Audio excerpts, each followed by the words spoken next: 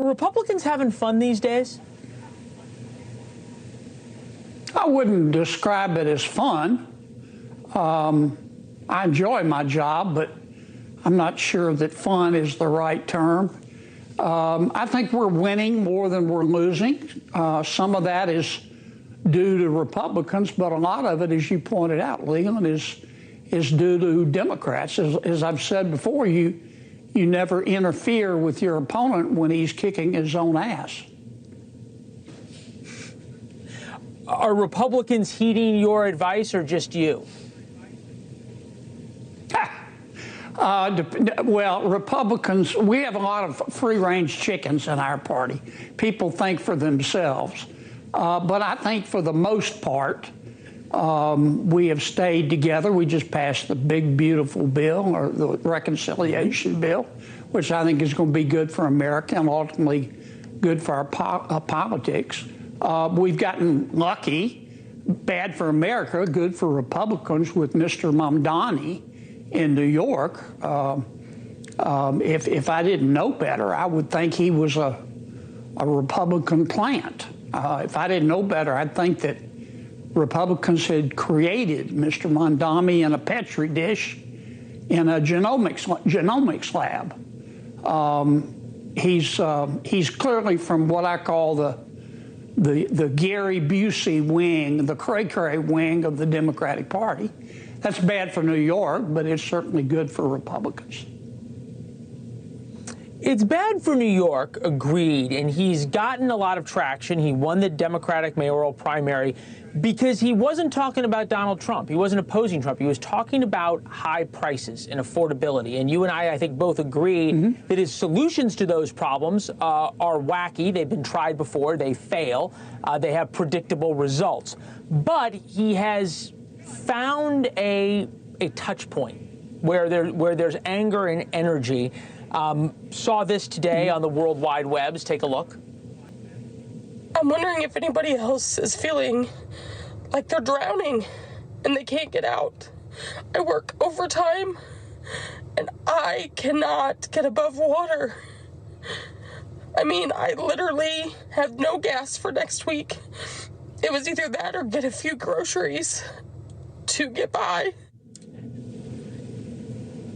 As Republicans are talking about how great everything is and how they have done so much and things are going well and President Trump's economy is great, are you all missing the pain that Americans are feeling and perhaps the pain that got Donald Trump elected? Well, let me make 2 points. I said I didn't agree with Mr. Mamdani, but I didn't say he wasn't a smart politician.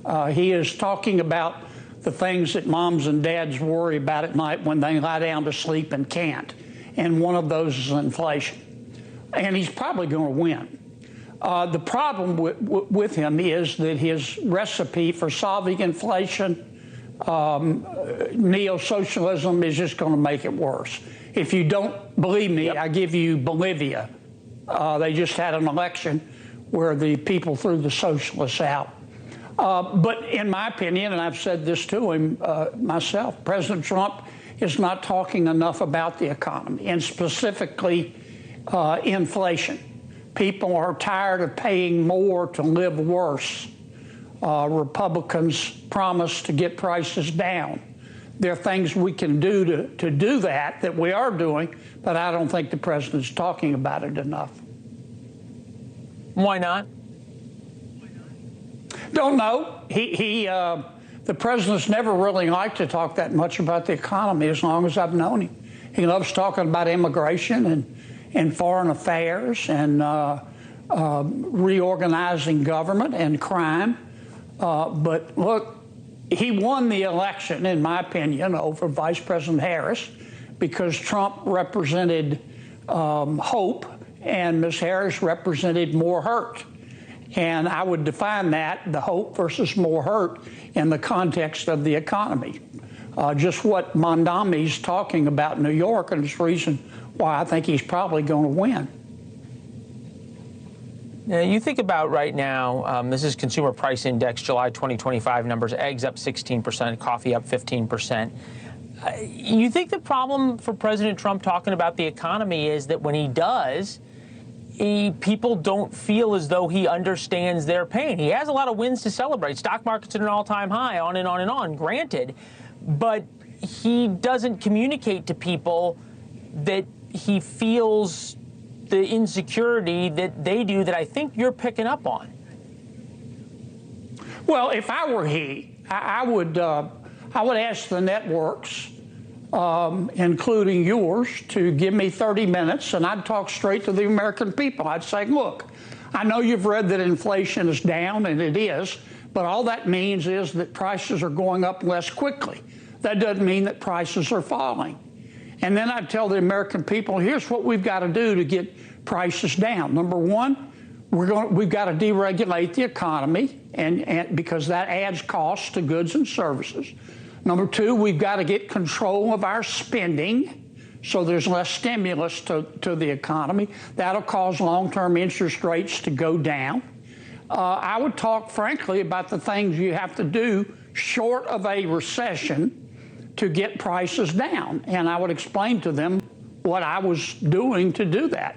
But the president has chosen not to emphasize it. I think it's a mistake. I've told the White House I think it's a mistake. Yeah. Senator, if you are ever president, we will give you an hour, not just 30 minutes.